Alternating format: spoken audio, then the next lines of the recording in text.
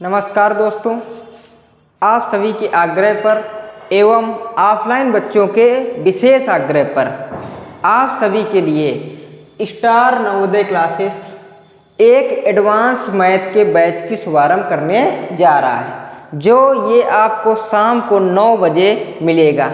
और इस बैच में आपको सिर्फ डेली 1 या 2 टॉपिक ही बताए जाएंगे, जो आपके पुलिस के पेपर के लिए और किसी भी एग्जाम के लिए बहुत ज़रूरी है। तो आज का आपका टॉपिक है आयत और वर्ग। शायद बहुत कम लोगों को या ज़्यादातर लोगों में समस्या ये रहती है कि जो आपके सीधे सीधे क्वेश्चन आते हैं फार्मूला बेस, वो तो आप कर लेते हैं, लेकिन अगर क्वेश्चन में ट्विस्ट हो जाता है, मतलब क्वेश्चन को घुमा के दिया जाता है, तो आप लोगों को उसमें समस्याएं होती हैं। तो इसी को ध्यान रखते हुए और मोहित सर के आग्रह पर हम इस नए बैच का शुभारंभ करने जा रहे हैं, जो बैच आपको शाम को 9 बजे प्राप्त होगा। और इस बैच की खासियत ये होगी कि इसमें आपको सिर्फ 1 या 2 टॉपिक डेली पढ़ाए जाएंगे और आपको अपने घर में कम से कम एक टॉपिक से 15 क्वेश्चन करने हैं। और जो क्वेश्चन नहीं हो पाते हैं तो वो आप हमारे टेलीग्राम चैनल या व्हाट्सएप के माध्यम से या कमेंट के माध्यम से आप हमसे पूछ सकते हैं। ठीक है, आपका जो हल होगा, सलूशन होगा, वो आपको 24 घंटे में प्रोवाइड कराया जाएगा। ठीक है, तो शुरू करते हैं आज का टॉपिक। ठीक है, तो आज का हमारा टॉपिक है आयत और वर्ग। तो सबसे पहले आयत की बात करते हैं। क्या है आयत? तो आयत आता है, कहीं पे लिखा हुआ आयताकार आता है। जो बच्चे इंग्लिश मीडियम से हैं उन्होंने रेक्टेंगल पढ़ा होगा। ठीक है, तो ये आयत या आयताकार या रेक्टेंगल क्या है, तो पहले हम इसके बारे में जानते हैं। तो कोई भी जमीन, कोई भी प्लाट, कोई भी जगह आयताकार या आयत के आकार की तब होगी जब उसकी आमने सामने की भुजाओं की लंबाई बराबर होगी। यदि ऐसी कंडीशन नहीं है तो वो आयत नहीं होगा। और दूसरी कंडीशन है कि इसमें 4 लाइन क्लोज होना चाहिए, 4 लाइनों से बंद आकृति होनी चाहिए। तो पहली कंडीशन की 4 लाइन से बंद आकृति होनी चाहिए। और दूसरी कंडीशन क्या है कि आमने सामने की भुजाएं बराबर होनी चाहिए। तो एक आयत क्या होता है, तो ये हमने आपका एक आयत बना दिया। ठीक है,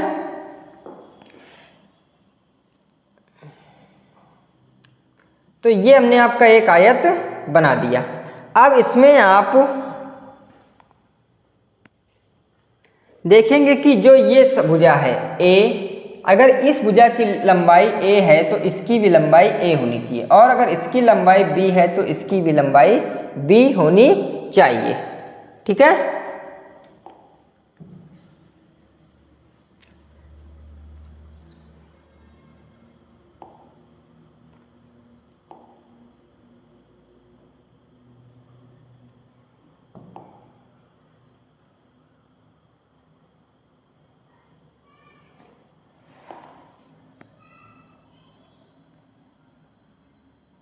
ठीक है, तो ये हमने एक आयत ले लिया।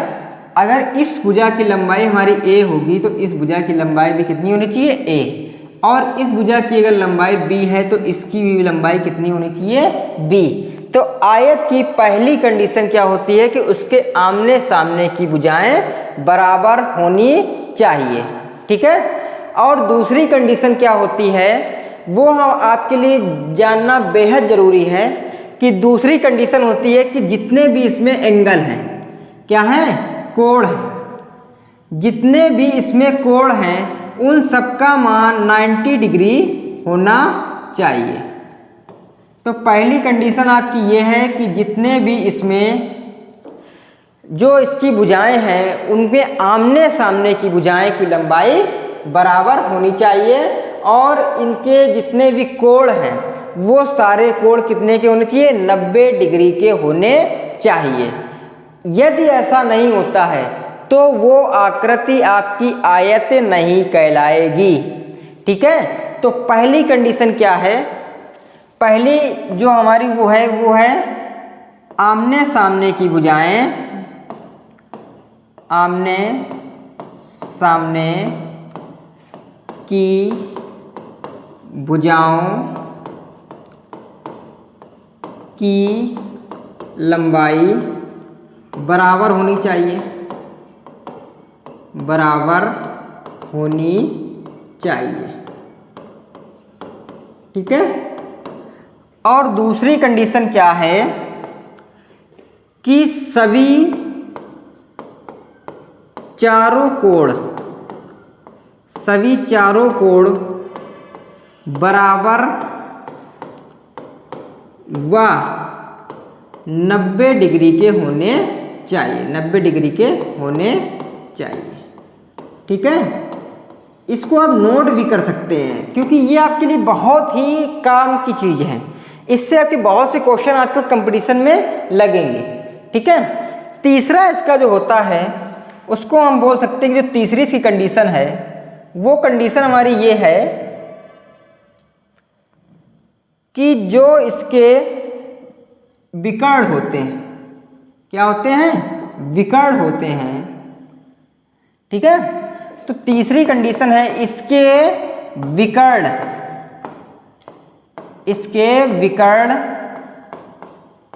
बराबर होने चाहिए, बराबर होने चाहिए। ठीक है, तो जो ये विकर्ण है दोनों ये बराबर होने चाहिए और ये बराबर दूरी पे एक दूसरे को काटते हैं तथा बराबर दूरी पर एक दूसरे को काटते हैं।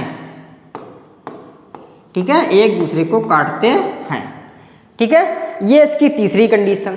और जिस जगह पे ये एक दूसरे को काटते हैं, क्या करते हैं, जिस जगह पर ये एक दूसरे को काटते हैं वहां पे जो एंगल बनता है वो भी 90 का बनता है। कितने का बनता है, 90 का बनता है।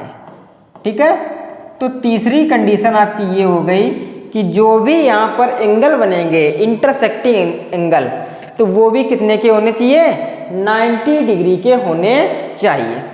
ठीक है, इतनी बात आपको इस आयत में याद करनी है। ठीक है, कोई दिक्कत, किसी को किसी प्रकार की कोई समस्या नहीं होनी चाहिए क्योंकि ये बस समझने की चीज़ है। अगर आप इसको एक बार समझ गए तो ये आपके जहन में वैसा ही बैठ जाएगा और इसे आप कभी भी भूलेंगे नहीं। लेकिन यदि आप इसे इग्नोर कर देते हैं, सोचते हैं कि आयत के फार्मूले याद कर लेंगे, क्षेत्रफल का फार्मूला याद कर लिया, परिमाप का फार्मूला याद कर लिया, बेसिक से आप दूर भागते हैं। जनरली बच्चों में एडवांस मैथ में एक यही कमी आती है कि वो जो बेसिक चीज़ें होती हैं उससे दूर भागते हैं और पेपर में जाते हैं सिर्फ फार्मूले को याद करके। तो जब वो सूत्र या फार्मूले याद करके पेपर में जाते हैं तो वहाँ पर उनसे क्वेश्चन को हो ही नहीं पाता और वो बच्चे आके कहते हैं कि क्वेश्चन का जो पैटर्न था वो काफ़ी कठिन था, या बोलते हैं कि पेपर को घुमा के दे दिया। ठीक है, तो अगर कोई भी पेपर आपको कठिन लग रहा है या आपको लग रहा है कि वो घुमा के दिया गया है, तो उसके लिए आपको बेसिक कॉन्सेप्ट पकड़ने होंगे। या आप किसी पेपर को क्वालिफाइड करना चाहते हैं तो आप उसको बेसिक कॉन्सेप्ट पकड़ना होगा। जनरली बच्चों को क्या समस्या आ रही है कि वो उसके फार्मूले याद कर लेते हैं और बुक के क्वेश्चन फार्मूले बेस से लगा के जाते हैं, और जब वो वहाँ पे पहुँचते हैं तो उनमें क्वेश्चन में जब वो थोड़ा सा ट्विस्ट या घुमा के दे देते हैं तो वो उस बात को समझ ही नहीं पाते हैं।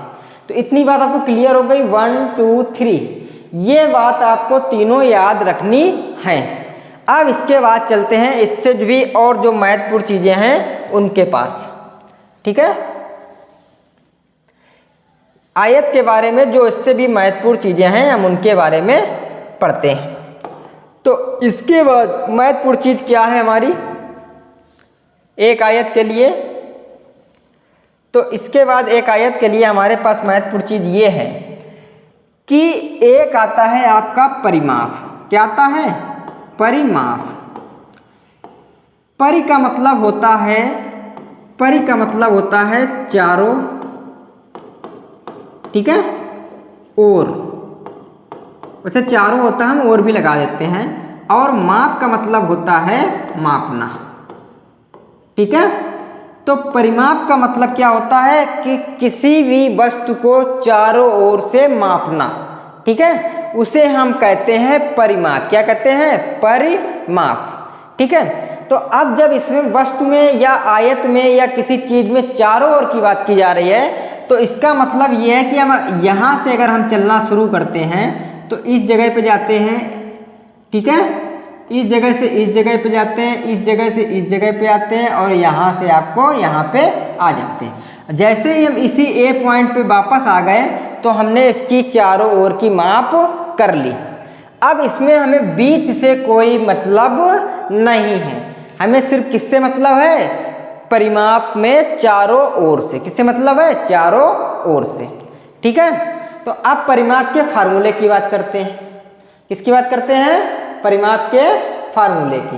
ये समझ गए आ गया कि परिमाप का मतलब क्या होता है? चारों ओर। तो यदि हम इसको मान लें a, इसकी दूरी a मान लेते हैं, इसकी दूरी b मान लेते हैं, तो ये सामने वाला भी a हो जाएगा और ये क्या हो जाएगा? b। यहां तक आपकी बात क्लियर, समझ में आ गई? तो जब एक कोई व्यक्ति a से चलना शुरू करता है, ठीक है, कहाँ से चलना शुरू करता है? a से चलना शुरू करता है। तो जब a से जाएगा तो वो a से कहाँ तक जाएगा? b तक, ठीक है। यहाँ पे a मान लेते हैं, यहाँ पे b मान लेते हैं, यहाँ पे c मान लेते हैं, यहाँ पे d मान लेते हैं। तो a से b तक जाने में उसने कितनी दूरी तय की? a प्लस b से c तक जाने में उसने कितनी दूरी की? b प्लस c से d तक जाने में उसने कितनी दूरी की? फिर a प्लस, और d से a तक जाने में उसने कितनी दूरी तय की? b। तो उसने टोटल दूरी कितनी तय की? a plus b plus a plus b। तो इसमें 2 बार a आया है और 2 बार b आया है, तो ये हो जाएगा 2a प्लस 2b। इसमें से 2 कॉमन ले लेंगे तो ये हो जाएगा 2a प्लस b। और यही हमारा फार्मूला होता है किसका? परिमाप का। तो आयत का जो परिमाप होता है उसका फार्मूला क्या होता है? 2a plus b। अब आप कहेंगे सर ये तो हमें सीधे सीधे याद था कि 2a प्लस b होता है, फिर इतना सब आपने क्यों बताया? इतना सब मैंने इसलिए बताया कि यदि आपसे बोले कि एक व्यक्ति ने a से चलना प्रारंभ किया और कहाँ तक गया? c तक गया। कहाँ तक गया? c तक गया, ठीक है, कहाँ तक गया? c तक गया। तो उसने कितनी दूरी तय की? पहला ट्विस्ट ऐसे आता है कि एक आयताकार खेत में एक व्यक्ति ने a से चलना प्रारंभ किया और उसकी आकृति आपके पेपर में बनी होगी और वो c तक गया, तो उसने टोटल कितनी दूरी तय की? तो अब उसने कितनी दूरी तय की? तो वो पहले a से b गया तो a प्लस b से c गया तो b प्लस c से d गया तो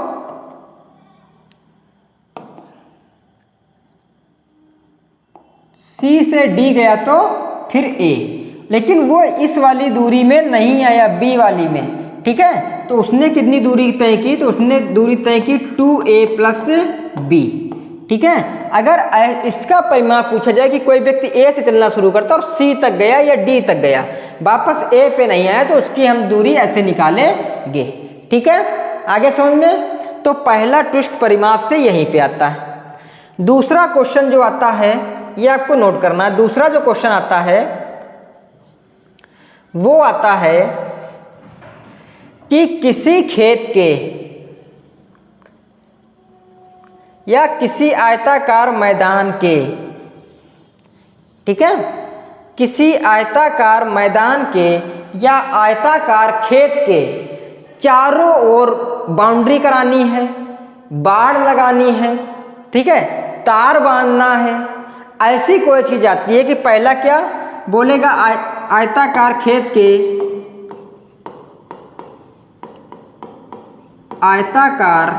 खेत के चारों ओर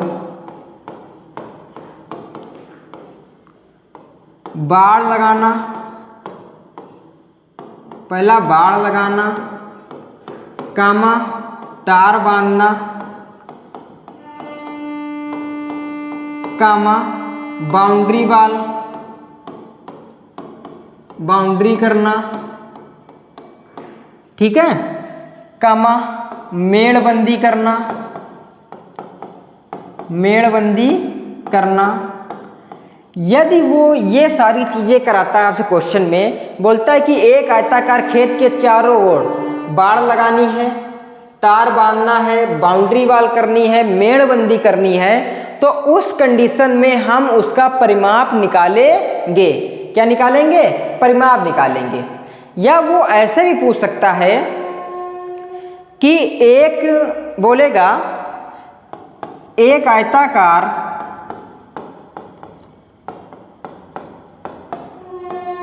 खेत के चारों ओर 200 मीटर तार लगाया गया, ठीक है। यदि खेत की लंबाई 40 मीटर है तो क्षेत्रफल क्या होगा?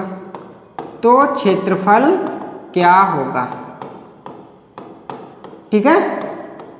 तो अब इस तरीके से ट्विस्ट कर सकता कि एक आयताकार खेत के चारों ओर 200 मीटर तार लगाया गया, यदि खेत की लंबाई 40 मीटर है तो क्षेत्रफल क्या होगा?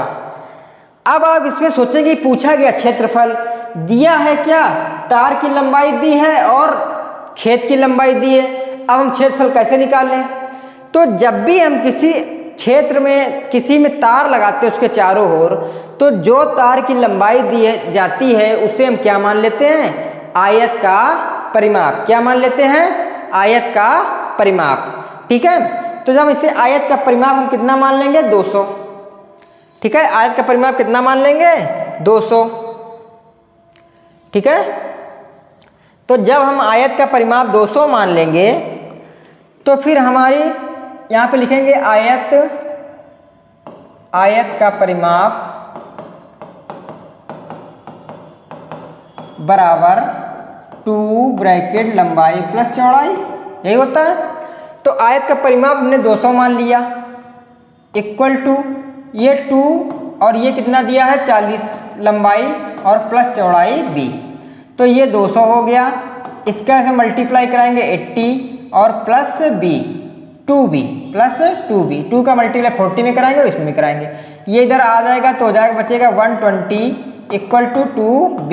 2 मल्टीप्लाई में इधर आएगा तो किसमें जाएगा? डिवाइड में। तो चौड़ाई अभी कितनी आ जाएगी? 60। ठीक है। तो जब तक हमें किसी आयत की लंबाई और चौड़ाई नहीं मिलेगी तो हम क्षेत्रफल नहीं निकाल सकते। लेकिन उसने आपको घुमाने के लिए क्या किया? लंबाई दे दी आयताकार खेत की और तार की लंबाई दे दी कि उसके चारों ओर इतना तार लगा है। अब आपने सोचा ना तो परिमाप दिया गया ना क्षेत्रफल दिया गया, तो हम आयत का क्षेत्रफल निकालें कैसे? क्योंकि आयत का क्षेत्रफल निकालने के लिए हमें चाहिए लंबाई गुणा चौड़ाई, और वो इसमें दी नहीं है। तो फिर हम क्या करेंगे? इसको जो तार की लंबाई दी है उसको क्या मानेंगे? परिमाप। ठीक है। तो ये आजकल इस प्रकार का क्वेश्चन ट्रेंड में चल रहा है। ठीक है। तो ऐसा ये क्वेश्चन आपको करना है, और जितने भी क्वेश्चन आपको बुक में मिले वो सारे क्वेश्चन परिमाप से संबंधित करने हैं। ठीक है। अब बात करते हैं आयत के क्षेत्रफल की। किसकी बात करते हैं? आयत के क्षेत्रफल की।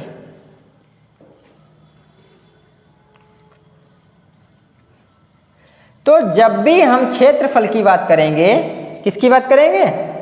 क्षेत्रफल की। अब हम बात करेंगे आयत के क्षेत्रफल की। ठीक है।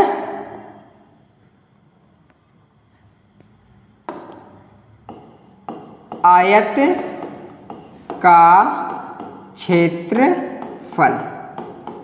अब ये क्या होता है, हम इसकी बात कर लेते हैं। परिमाप की बात की हमने चारों ओर, लेकिन जब भी हम किसी आयत का क्षेत्रफल निकालेंगे तो क्षेत्रफल का अभिप्राय होता है कि उसके बीच में कितनी जगह है। ठीक है, तो उसके बीच में ये जो पार्ट है ये आयत का क्षेत्रफल कहलाता है। ठीक है, ये जो पार्ट है ये क्या कहलाता है, आयत का क्षेत्रफल।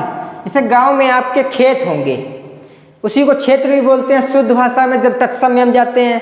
ठीक है, तो उसी को क्षेत्र इसलिए बोलते हैं कि वो क्षेत्रफल कहलाता है। तो जब हम आयत का परिमाप निकालेंगे तो हम जाते हैं किस में, उसके चारों ओर, लेकिन जब हम आयत का क्षेत्रफल निकालेंगे तो हम उसके बीच वाले पार्ट का क्षेत्रफल निकालते हैं। ठीक है, और आयत का क्षेत्रफल होता है लंबाई गुणे चौड़ाई। क्या होता है, आयत का क्षेत्रफल होता है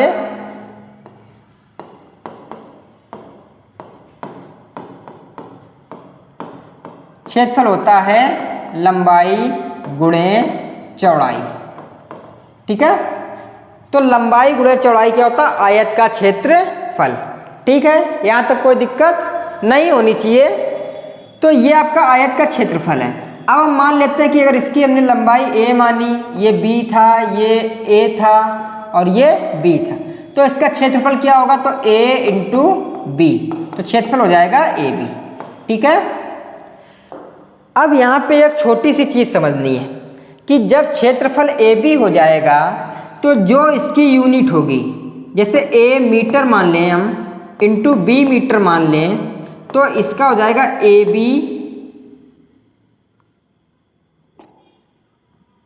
इसका हो जाएगा AB और मीटर स्क्वायर, या ऐसे लिख सकते हैं AB स्क्वायर मीटर। ठीक है, इन दोनों कंडीशन में आप इसको लिख सकते हैं, या तो AB मीटर स्क्वायर या AB स्क्वायर मीटर। ठीक है, यहाँ तक कोई दिक्कत नहीं होगी, समझ गए। अब क्षेत्रफल में क्वेश्चन कैसे आते हैं वो भी आपको जानना है। अगर आपका क्वेश्चन सिंपल आ गया तब तो कोई बात नहीं, लेकिन अगर उसने क्वेश्चन को थोड़ा सा ट्विस्ट करके दिया, घुमा के दिया, तो फिर क्वेश्चन कैसा आता है ये आपको जानना बेहद जरूरी है। तो अब आप देखो क्वेश्चन आता कैसे है। तो उदाहरण में आप क्वेश्चन देखेंगे तो क्वेश्चन वो देगा, एक खेत की जुताई कराने का प्रति मीटर स्क्वायर खर्च 12 रुपये है, 12 रुपये है। तो यदि खेत को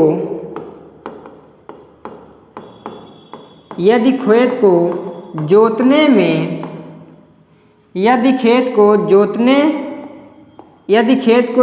में 180 रुपये खर्च हुए, 180 रुपये खर्च हुए, तो खेत का क्षेत्रफल क्या होगा, तो खेत का क्षेत्रफल क्या होगा। ठीक है, एक खेत की जुताई कराने का प्रति मीटर स्क्वायर खर्च 12 रुपये है। तो यदि खेत को जोतने में 180 रुपये खर्च हुए तो खेत का क्षेत्रफल क्या होगा। अब उसने ना इसमें लंबाई दी आपको, ना इसमें आपको चौड़ाई दी है। ठीक है, और आपसे पूछ दिया, तो मान लेते हैं कि 1 मीटर स्क्वायर में आपको खर्च करने के लिए कितने रुपए लग रहे हैं, 12 रुपए। 1 मीटर स्क्वायर खर्च करने में कितने रुपए लग रहे हैं, 12 रुपए। टोटल आपसे कितने रुपए पड़े, 180 रुपए। तो आपने दिया तो अपने खेत के हिसाब से 180 रुपए होगा। तो 180 रुपए जब आपने दिया है तो हम निकाल लेंगे 180 बटे 12, तो ये आ जाएगा 15 मीटर स्क्वायर। तो हमारा खेत का क्षेत्रफल कितना आएगा? 15 मीटर स्क्वायर, क्योंकि प्रति मीटर स्क्वायर खर्च दिया है और टोटल रुपए उसने दे दिए। तो ऐसा जब क्वेश्चन आता है तो बच्चे सोचते हैं कि ना तो इसमें लंबाई दी ना चौड़ाई दी, खेत का क्षेत्र पूछा, अब हम खेत का क्षेत्रफल कैसे निकालें? तो समझ में आ गया कि अगर टोटल रुपए दे दिए हैं तो भी हम खेत का क्षेत्रफल, और प्रति मीटर स्क्वायर या प्रति सेंटीमीटर स्क्वायर खर्च दे दिया है तो भी हम खेत का क्षेत्रफल निकाल सकते हैं। ये आपका बेसिक कॉन्सेप्ट 1 हो गया। बेसिक कॉन्सेप्ट नंबर 2, ठीक है, ये तो आपका 1 नंबर का कॉन्सेप्ट हो गया। अब दूसरा नंबर देखो, अब कॉन्सेप्ट में क्या है।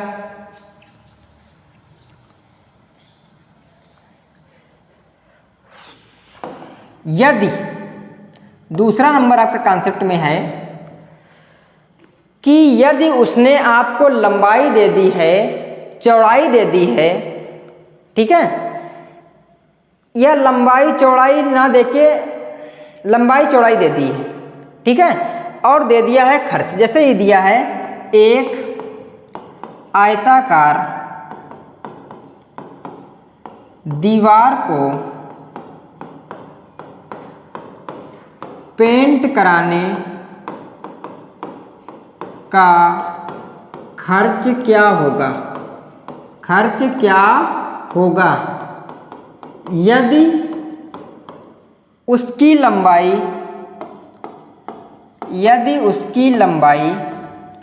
40 मीटर और चौड़ाई 30 मीटर है तथा प्रति मीटर स्क्वायर पेंट कराने का खर्च पेंट कराने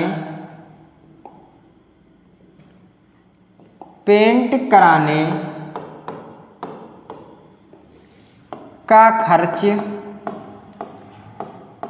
10 रुपये है। 10 रुपये है। एक आयताकार दीवार को पेंट कराने का खर्च क्या होगा यदि उसकी लंबाई 40 मीटर और चौड़ाई 30 मीटर है तथा प्रति मीटर स्क्वायर पेंट कराने का खर्च 10 रुपये है। 1 मीटर स्क्वायर वो पेंट जब कराता है तो कितने रुपए लगते हैं? 10 रुपये। कराना क्या है इसमें? आयताकार दीवार को पेंट। तो पहले तो आपको समझना चाहिए कि जो हमारी दीवार होती है उसको हम पेंट करते हैं तो उसके चारों ओर पेंट करते हैं या बीच में? तो उसके हम बीच में पेंट करते हैं। तो जब बीच में पेंट करते हैं उसका मतलब उसका हमें क्षेत्रफल निकालना पड़ेगा। क्या निकालना पड़ेगा? क्षेत्रफल निकालना पड़ेगा। तो आयत का क्षेत्रफल निकालेंगे, ठीक है। तो दीवार या आयताकार दीवार का क्षेत्रफल,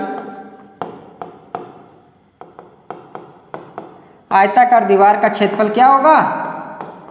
लंबाई गुणे चौड़ाई, ठीक है। लंबाई आपकी दी है 40 मीटर इंटू चौड़ाई दी है आपकी 30 मीटर, गुणा कराएंगे तो आएगा 1200 मीटर स्क्वायर, ठीक है। ये तो आपका क्षेत्रफल आ गया। लेकिन 1 मीटर स्क्वायर का कितना रुपए लेता है वो? 10 रुपए। तो 1200 मीटर स्क्वायर का कितना रुपए लेगा? तो 1200 गुणे 10 कितने रुपए लेगा? 12,000 रुपए लेगा, ठीक है। आगे समझ में? ये आपका कॉन्सेप्ट नंबर 2 है। इसमें भी कहीं इसने क्षेत्रफल और परिमाप का जिक्र नहीं किया क्वेश्चन में। ये आपको अपने बेसिक कॉन्सेप्ट से समझना पड़ेगा कि जिस पे हम पेंट करा रहे हैं वो पेंट हमारे चारों ओर होगी या बीच में होगी। ये आपके जनरली क्वेश्चन आपको समझना पड़ेगा, तब आप बता पाएंगे कि हमें उसका क्षेत्रफल निकालना पड़ेगा या परिमाप निकालना है, ठीक है। तो ये आपका सेकेंड क्वेश्चन हो गया। तीसरा आपका जो कॉन्सेप्ट है हम उस पर बात कर लेते हैं, क्षेत्रफल से संबंधित।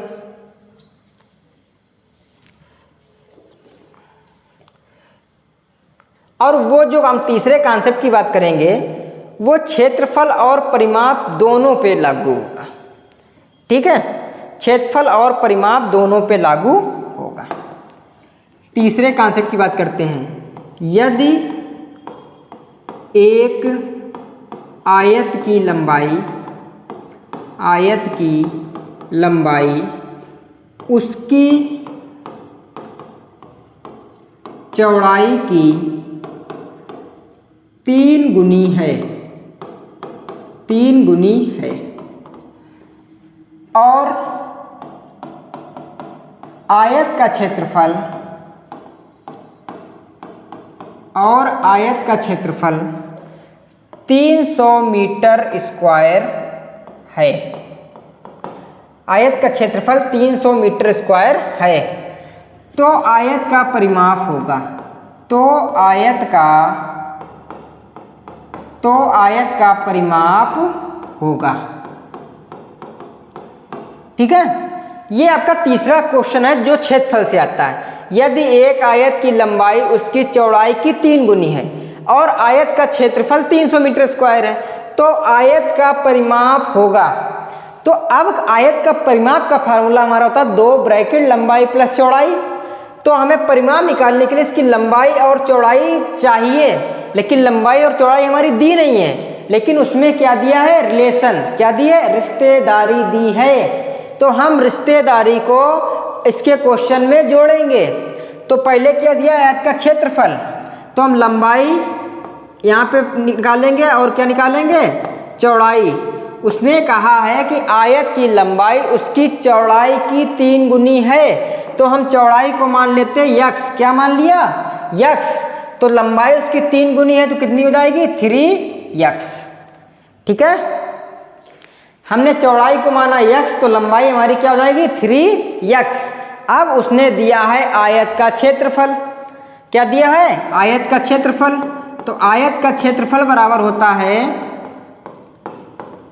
लंबाई गुणे चौड़ाई। क्या होता है, लंबाई गुणे चौड़ाई। और क्षेत्रफल कितना दिया है, 300। तो यहाँ पे हम लिख लेंगे 300 इक्वल टू लंबाई हो गई 3x इंटू चौड़ाई होगी आपकी x।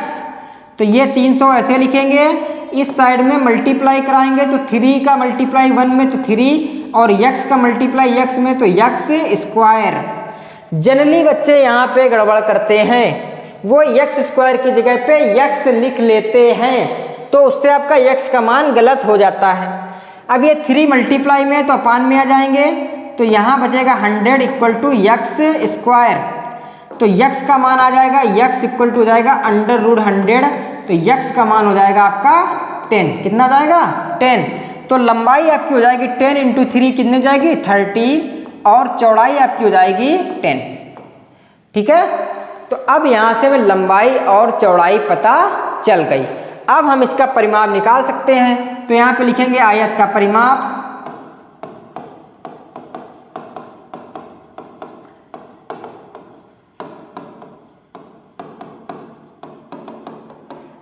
तो आयत का परिमाप क्या होता है, 2 ब्रैकेट लंबाई प्लस चौड़ाई। लंबाई हमारी कितनी आई है, 30, चौड़ाई कितनी आई है, 10।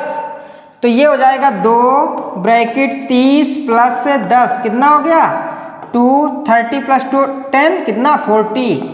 तो 40 दूना 80 मीटर, क्या आया, परिमाप। ठीक है, तो ये आपका तीसरा कॉन्सेप्ट है जो आपके आयत से आता है। किससे आता है, आयत से आता है। अब हम चलेंगे चौथे से।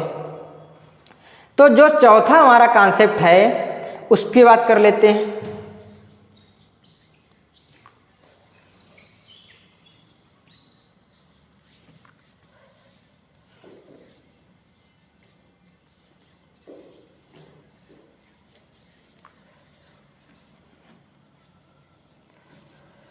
चौथा जो हमारा कॉन्सेप्ट है वो आता है विकर्ण को लेके। किसको लेके आता है, विकर्ण को लेके। तो आयत का विकर्ण क्या होगा, आयत का विकर्ण, तो ये जो आपकी है, ये डिस्टेंस जो आपकी होती है ये कहलाती है विकर्ण। ठीक है, इसको लेके हमारा आयत में चौथा कॉन्सेप्ट है। तो आयत का विकर्ण होता क्या है, तो ये अगर आपकी A है और ये आपकी B है, हमने बताया था कि सभी कोण उसके कितने के होते हैं, 90 डिग्री के होते हैं, बताया था आपको। कि सभी कोण उसके कितने के होते हैं, 90 डिग्री के होते हैं। ये आपकी लंबाई हो गई, ये चौड़ाई हो गई। तो जब भी आपको 90 डिग्री का होता है तो ये आपका क्या भी हो जाता है, ये हो जाता है लंब और ये आपका हो जाता है आधार। क्या हो जाता है, आधार। और अगर त्रिभुज है तो ये आपका क्या हो जाएगा, कर्ण। तो मान लेते हैं ए बी सी डी, ये ए बी सी आपका एक त्रिभुज हो गया है। तो हमने आपको पहले भी बताया है त्रिभुज में कि ए बी सी या किसी भी त्रिभुज में यदि एक कोण 90 डिग्री का है, कितने का है, एक कोण 90 डिग्री का है। एक कोण जब 90 डिग्री का है तो वो हमारा क्या कहलाता है, समकोण त्रिभुज। क्या कहलाता है, समकोण त्रिभुज। और समकोण त्रिभुज में हम एक थ्योरम लगाते हैं, पाइथागोरस प्रमेय। क्या लगाते हैं, पाइथागोरस प्रमेय। क्या होती है पाइथागोरस प्रमेय,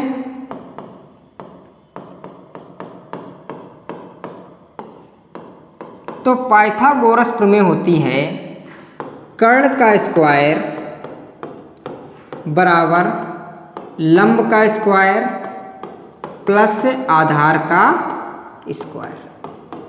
क्या होती है कि कर्ण का स्क्वायर बराबर लंब का स्क्वायर प्लस आधार का स्क्वायर। तो इसमें हमारा कर्ण क्या हो गया, AC, तो यहाँ पे लिखेंगे AC का स्क्वायर इक्वल टू लंब हमारा क्या हो गया, AB, तो यहाँ पे लिखें, नहीं लंब हो गया हमारा BC, तो यहाँ पे लिखेंगे BC का स्क्वायर और प्लस ये इसका लिखेंगे AB का स्क्वायर। ये वाला जो स्क्वायर हम खत्म करना चाहते हैं तो दूसरे साइड में किस में चली थी वैल्यू, अंडर रूट में। ठीक है, तो AC इक्वल टू क्या हो जाएगा, under root BC plus AB का स्क्वायर। ठीक है, BC स्क्वायर प्लस AB का स्क्वायर। अब आयत में हम इसको मानते हैं लंबाई, इसको मानते हैं चौड़ाई, इसको भी मानते हैं लंबाई और इसको मानते हैं चौड़ाई। तो ये हमारा फार्मूला हो जाएगा विकर्ण बराबर अंडर रूट लंबाई का स्क्वायर प्लस चौड़ाई का स्क्वायर। आगे समझ में कोई दिक्कत, किसी भी प्रकार की अभी इसमें कोई दिक्कत है तो बताइए। आगे अब विकर्ण का फार्मूला क्या आया, अंडर रूट में लंबाई का स्क्वायर प्लस चौड़ाई का स्क्वायर। ठीक है, क्लियर यहां तक। तो ये आपको फार्मूला याद रखना पड़ेगा कि आयत के विकर्ण का फार्मूला क्या होता है, अंडर रूट लंबाई का स्क्वायर प्लस चौड़ाई का स्क्वायर। ठीक है, किसी को कोई समस्या कैसे आया है सभी लोग समझ गए हैं। अगर किसी को कोई दिक्कत हो तो अभी बता सकता है बाय कमेंट, बाय मैसेज। ठीक है, इसके बाद हम चलते हैं इसके क्वेश्चन में। किसके क्वेश्चन में, विकर्ण के क्वेश्चन में जो आते हैं। तो क्या क्वेश्चन आता है, एक आयत की लंबाई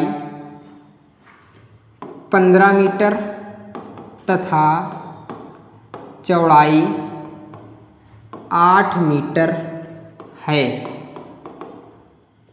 ठीक है, उसमें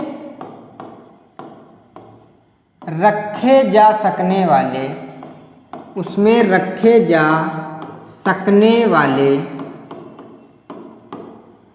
सबसे लंबे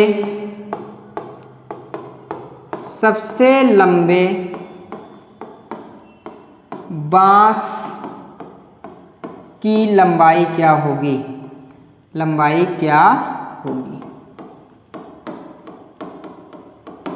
ठीक है। इस प्रकार से क्वेश्चन आता है कि एक आयत की लंबाई 15 मीटर तथा चौड़ाई 8 मीटर है। मान लेते कि एक ऐसे आयताकार जमीन है जिसकी लंबाई 15 मीटर है और चौड़ाई 8 मीटर है। उस जमीन में सबसे लंबा बांस रखना है। ये कहा गया कि उस जमीन में उससे लंबा बांस कोई दूसरा ना आ पाए, तो वो बांस कौन सा होगा। तो कुछ लोग कहेंगे सर ये तो लंबाई हो जाएगी, कुछ लोग कहेंगे सर चौड़ाई हो जाएगी। ऐसा नहीं है, सब किसी भी आयताकार वस्तु में जो चीज तिर्यक रखी जाएगी ऐसे, ठीक है, वो ही सबसे लंबी होगी और उसको हम क्या कहते हैं, विकर्ण। क्या कहते हैं, विकर्ण। तो यहाँ पे हमें निकालना पड़ेगा विकर्ण, ठीक है। तो आयत का विकर्ण क्या होता है, आयत का विकर्ण बराबर अभी हमने बताया था होता है अंडर रूट लंबाई का स्क्वायर प्लस चौड़ाई का स्क्वायर। अभी बताया था थोड़ी देर पहले। तो अगर कोई हमें ऐसा दिया है कि आयताकार खेत में सबसे लंबी वस्तु रखा रहा है, पार्क में सबसे लंबी वस्तु रखा रहा है, या किसी भी चीज में सबसे लंबी भुजा पूछ रहा है, तो वो हमेशा विकर्ण होगा। क्या होगा, विकर्ण। तो इसका विकर्ण जब हम निकालेंगे तो 15 का स्क्वायर प्लस 8 का स्क्वायर। 15 का स्क्वायर कितना होता है, 225 प्लस 8 का कितना होता है, 64। टोटल हो जाएगा 289 और इसका लंबाई कितनी है कि 17 मीटर। निकाल लेंगे। तो अगर कोई भी आयताकार उसमें आपको सबसे लंबा, सबसे मोटा, सबसे लंबा रखना है, बांस रखना है, कोई जगह बनानी है, तो उसे हम क्या कहेंगे, आयत का विकर्ण। ठीक है, यहाँ तक क्वेश्चन आ गया समझ में। एक कॉन्सेप्ट आपका और बचा है, उसको हम और निकालते हैं।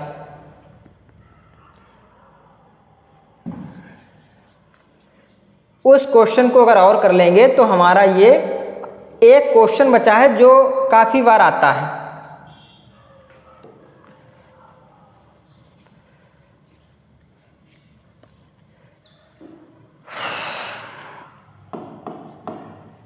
एक आयत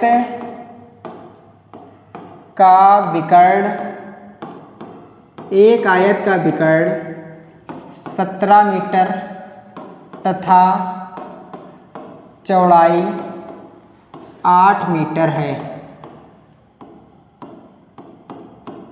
आयत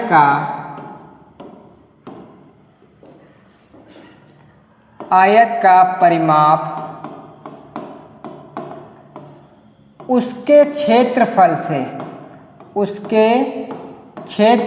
से कितना कम है, कितना कम है। अब देखो उसने क्या किया कि छोटा सा क्वेश्चन लिख दिया, लेकिन आपसे सारी चीजें पूछ ली, और ये आपका टाइम टेकिंग हो जाएगा पेपर में। इसलिए ऐसे क्वेश्चन के प्रिपेयर होना जरूरी है, क्योंकि आपको पता है जितने ही पेपर आ रहे हैं, तो एक तो पेपर आउट की वजह से समस्या है, दूसरा पेपर को क्रिटिकल बनाया जा रहा है कि कैसे ही एक ही नंबर पे बहुत से बच्चे ना पहुंचे।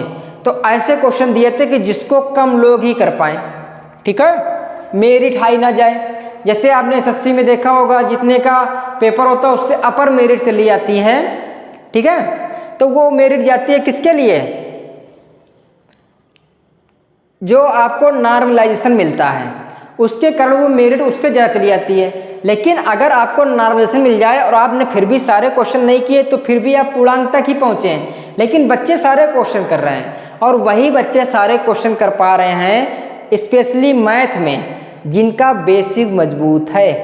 अगर आपने ट्रिकी मैथ पढ़ी तो आप बहुत अच्छा नहीं कर पाएंगे। आपको उसके लिए बेसिक मैथ आना जरूरी है। जब आपको बेसिक मैथ आ जाएगी तभी आप ट्रिकी मैथ पढ़ पाएंगे, या तभी आप उसको सॉल्व कर पाएंगे। तो इस क्वेश्चन में देखो क्या दिया है, एक आयत का विकर्ण 17 मीटर तथा चौड़ाई 8 मीटर है। आयत का परिमाप उसके क्षेत्रफल से कितना कम है।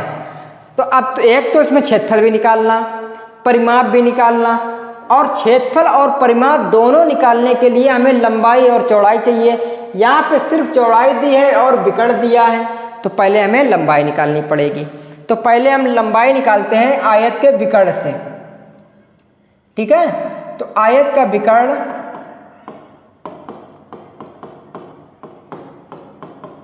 बराबर होता है क्या, अंडर रूट लंबाई का स्क्वायर प्लस चौड़ाई का स्क्वायर। तो विकर्ण दिया है 17 इक्वल टू लंबाई का स्क्वायर प्लस 8 का स्क्वायर। जब हम ये अंडर रूट इस तरफ ले आएंगे तो इस तरफ पावर हो जाएगी 2, घात हो जाएगी 2, तो 17 का स्क्वायर ये बाहर आ जाएगा, तो ये हो जाएगा लंबाई का स्क्वायर प्लस 64। 17 का स्क्वायर होता है 289 माइनस 64 इक्वल टू लंबाई का स्क्वायर। ठीक है, ये बचेगा 225 लंबाई का स्क्वायर। स्क्वायर को इधर लाएंगे तो अंडर रूट में हो जाएगा, तो अंडर रूट 225 इक्वल टू लंबाई, तो लंबाई इक्वल टू कितना आ जाएगा 15। लंबाई कितनी आ जाएगी आपकी 15। अब जब लंबाई पता हो गई है तो हम इसका क्षेत्रफल निकालेंगे। क्या निकालेंगे? क्षेत्रफल। क्षेत्रफल होता है लंबाई गुणे चौड़ाई, तो 15 इंटू 8, तो क्षेत्रफल हो जाएगा आपका 120। अब हम इसका परिमाप निकालेंगे, तो परिमाप होता है 2 ब्रैकेट लंबाई प्लस चौड़ाई, तो 2 लंबाई 15 प्लस चौड़ाई 8, तो 2 ब्रैकेट 23, ये आपका हो जाएगा 46।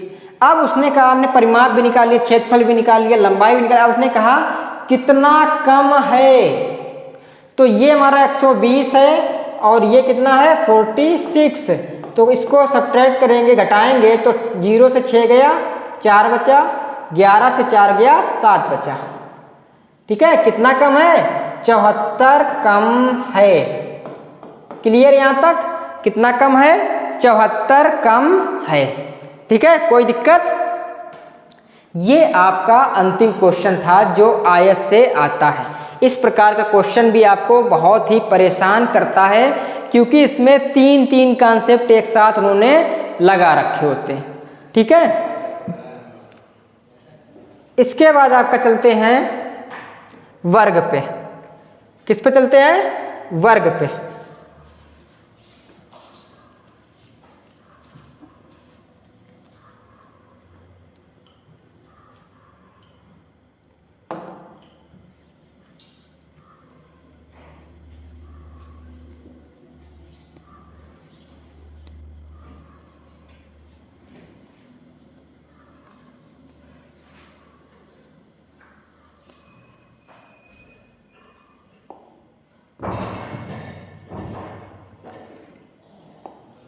ठीक है, अब बात करते हैं किसकी? वर्ग की। ठीक है, किसकी बात करते हैं? वर्ग की।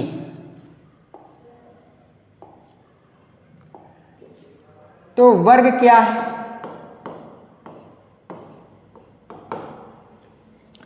तो जो आपका वर्ग होता है ये आपके आयत का ही जुड़वां भाई है। कैसा भाई है? जुड़वां भाई है।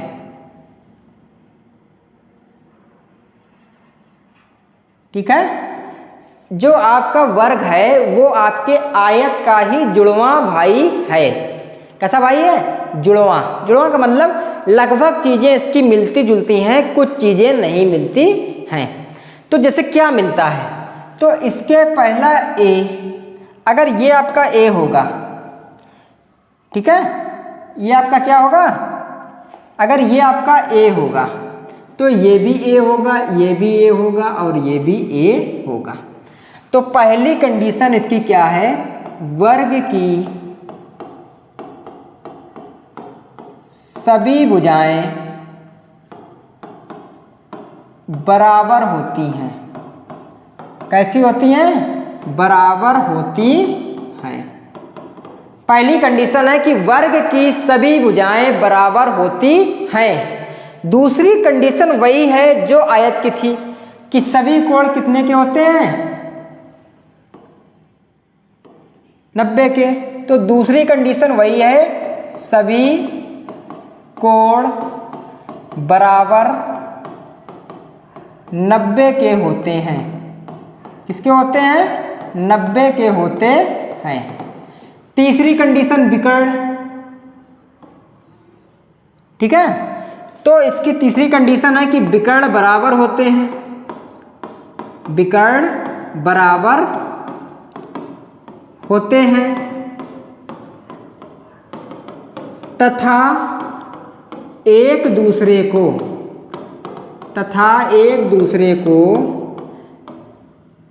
90 पर काटते हैं, 90 पर काटते हैं और बराबर दूरी पे काटते हैं।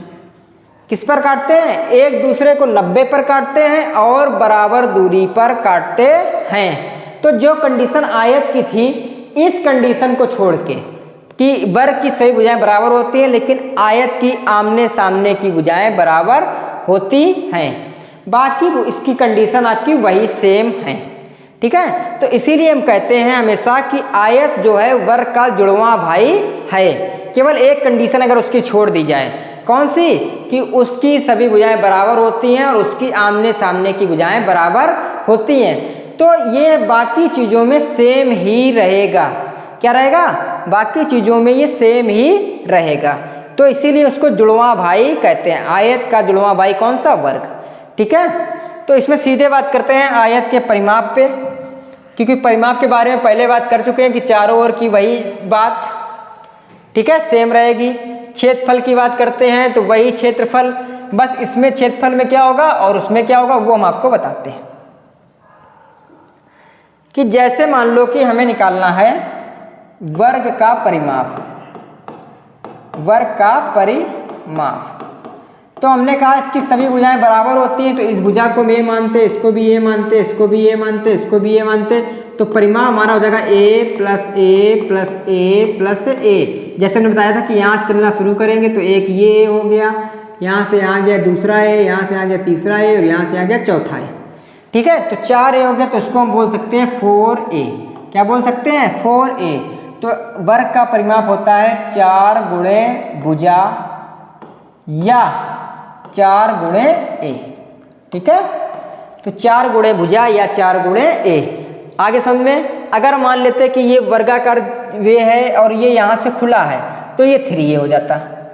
अगर मान लो कोई व्यक्ति है जो यहाँ पे गया ही नहीं, यहाँ से चलना उसने प्रारंभ किया यहाँ से और ऐसे आके और यहाँ पे रुक गया, ये वाली रास्ता नहीं की, तो कितना जाएगा? 3a। ठीक है, इतना सब क्लियर हो गया। तो इसका परिमाप क्या होता है? 4a। अब इसके क्षेत्रफल की बात करते हैं, तो वर्ग का क्षेत्रफल, उसमें भी लंबाई गुणे चौड़ाई था, इसमें भी क्या होता है? लंबाई गुणे चौड़ाई, लेकिन लंबाई भी है चौड़ाई भी है, तो हो जाएगा a गुणे a, तो क्या हो जाएगा? a square.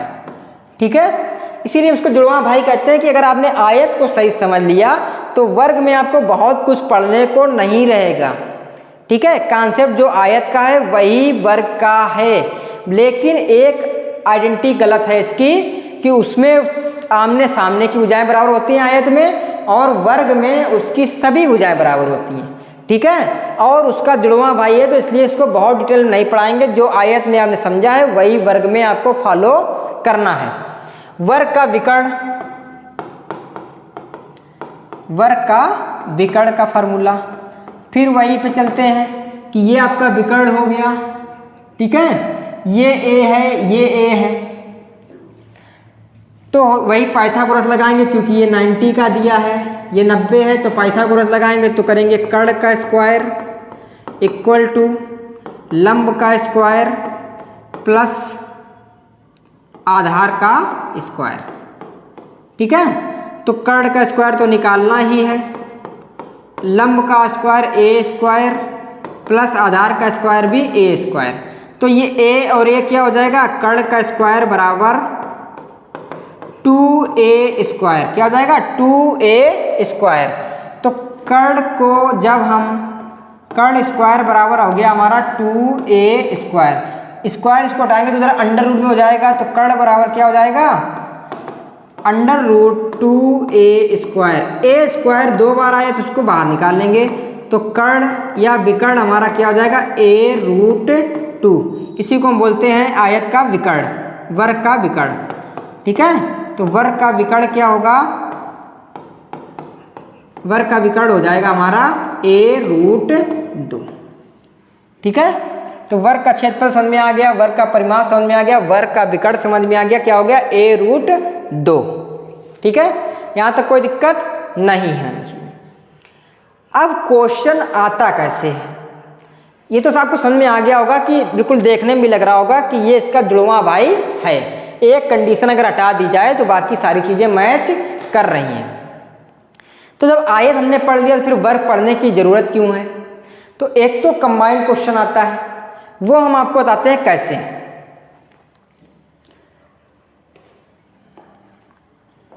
देखो, एक आयत और वर्ग का परिमाप बराबर है।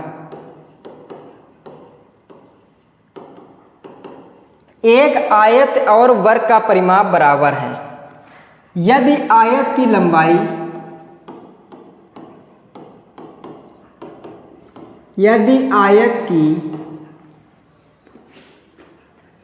लंबाई 20 मीटर तथा वर्ग का विकर्ण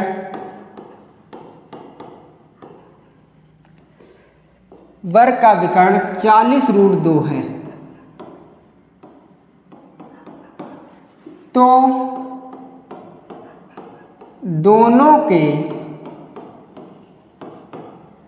क्षेत्रफल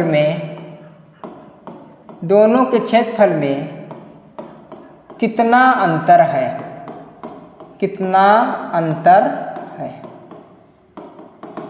ठीक है। क्वेश्चन आपको दिया है एक आयत और वर्ग का परिमाप बराबर है।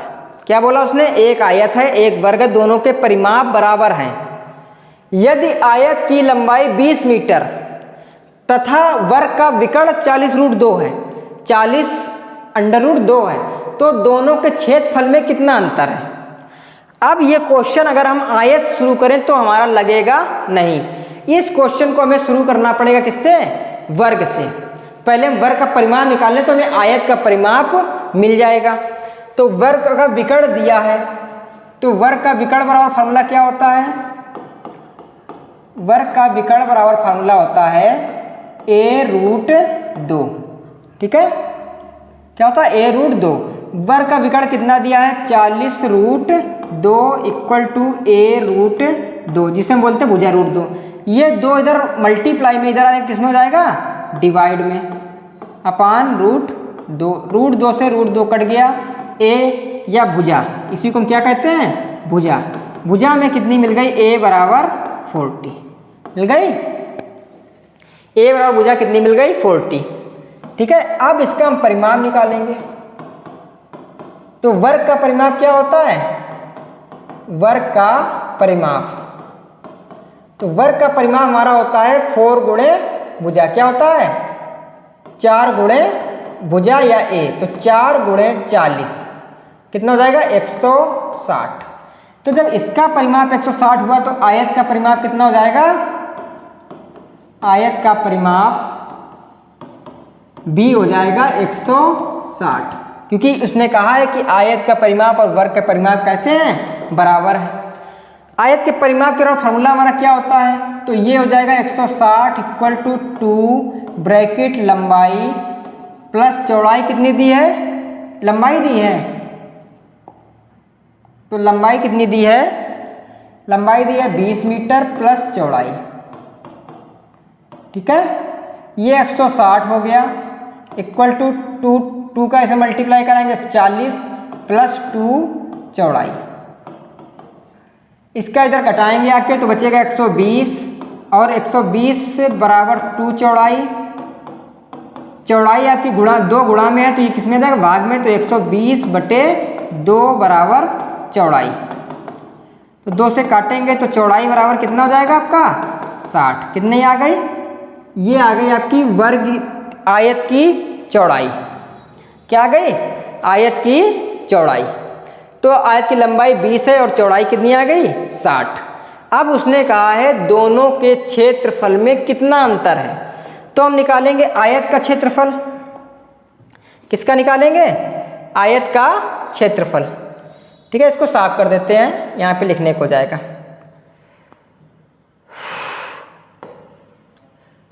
तो यहाँ पे हमारा आ जाएगा आयत का क्षेत्रफल। तो आयत का क्षेत्रफल कितना है? आयत का क्षेत्रफल, लंबाई गुणे चौड़ाई तो 20 गुणे 60 कितना हो गया 1200। और वर्ग का क्षेत्रफल भुजा स्क्वायर या ए गुणे ए, तो भुजा कितनी 40, 40 गुणे 40 कितना हो जाएगा 1600। क्या पूछा है, तो दोनों के क्षेत्रफल में कितना अंतर है, तो वर्ग का क्षेत्रफल है 1600 और आयत का क्षेत्रफल है 1200, तो दोनों में कितने का अंतर है 400। 400 वर्ग का क्षेत्रफल ज़्यादा है, कैसा है ज़्यादा है 400 मीटर स्क्वायर, ठीक है 1600 मीटर स्क्वायर 1200 मीटर स्क्वायर, ठीक है ये मीटर में आएगी, ये मीटर में, ठीक है। तो ऐसा आपको रिलेटेड करके वो आयत और वर्ग का क्वेश्चन देगा, ठीक है। हो सकता है यही क्वेश्चन आपको वो अनुपात में दे दे कि एक आयत के परिमाप और वर्ग के परिमाप का अनुपात 2:3 है, तो वो जब हम आपको अनुपात वाले चैप्टर में आएंगे तो वहाँ पर आपको पढ़ाएंगे। या वो ऐसे दे सकता है कि लंबाई और चौड़ाई का अनुपात 2:3 है तो उसका क्षेत्रफल क्या होगा, ठीक है, ऐसा भी वो दे सकता है। तो वो हम आपको जब अनुपात का चैप्टर पढ़ाएंगे तो उसमें हम आपको बताएंगे कि अनुपात और आपके एडवांस मैथ का क्या रिलेशन है, ठीक है। तो वो आपको अनुपात वाले चैप्टर में बताया जाएगा, लेकिन ये आपका एडवांस से जितने संबंधित इसके आपको वो थे कॉन्सेप्ट थे, ये सिर्फ आपको कॉन्सेप्ट बेस पढ़ाया जा रहा है। कैसा बेस पढ़ाया जा रहा है, कॉन्सेप्ट बेस पढ़ाया जा रहा है। तो कल जब हम आपके उसके क्वेश्चन आप करके लाएंगे तो वो भी आपको हम बताते हैं। जैसे हम एक क्वेश्चन करा देते हैं अनुपात का, एक आयताकार खेत की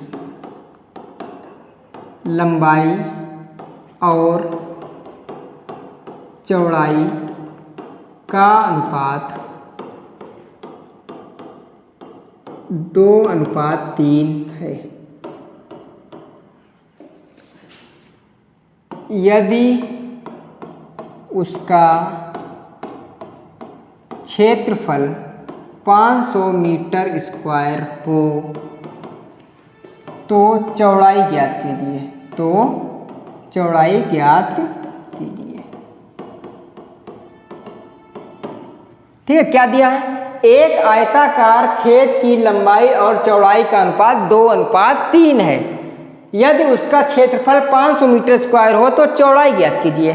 तो आयताकार खेत की लंबाई और चौड़ाई का अनुपात दिया है, तो हम मान लेते हैं कि लंबाई हमारी हो जाएगी, यहाँ पे हल लिख लो, हल करने में लंबाई हमारी हो जाएगी 2x और चौड़ाई हमारी हो जाएगी 3x, ठीक है। लंबाई कितनी हो गई 2x और चौड़ाई हो गई 3x। तो क्षेत्रफल जब निकालेंगे आयत का, तो क्षेत्रफल होता है लंबाई गुणे चौड़ाई, क्षेत्रफल क्या होता है लंबाई गुणे चौड़ाई, तो ये हो जाएगा 2x इंटू 3x और क्षेत्रफल दिया कितना है 500, ठीक है। यहाँ पे 500 की जगह पे आप 600 भी कर सकते हैं, क्योंकि ये अभी आपको समझ में 500 वाला कॉन्सेप्ट नहीं आएगा, ठीक है। तो इसको हम 600 कर लेते हैं अभी, फिर उसके बाद 500 में आपको बताएंगे। तो ये कितना हो गया लंबाई और चौड़ाई, तो इसका हम गुणा कराएंगे तो 2 3 जा 6 और x और गुणे x कराएंगे तो x square equal to 600। x square निकालेंगे, ये 6 आपका गुणा में उधर जाएगा, किस में हो जाएगा भाग में, तो 600/6 कितना आएगा 100। x बराबर निकालेंगे तो अंडर रूट में 100 चला जाएगा, कितना जाएगा 10, कितना आएगा 10। तो ये आपकी लंबाई कितनी हो जाएगी 2x, तो 2 इंटू 10 और चौड़ाई कितनी हो जाएगी 3x, तो 3 इंटू 10, तो ये आपकी हो गई 20 और ये आपका कितना हो गया 30। आपसे पूछा क्या क्वेश्चन में चौड़ाई, तो चौड़ाई कितनी हो जाएगी 30, ठीक है। तो क्षेत्रफल पूछे, परिमाप पूछे, कुछ भी पूछेगा तो आप यहाँ से कर सकते हैं। तो ये आपका कॉन्सेप्ट बेस्ड नॉलेज है। अभी इसमें अनुपात के क्वेश्चन आएंगे या जो भी आएंगे तो वो आपको क्वेश्चन लगाने से पता चलेगा, ठीक है।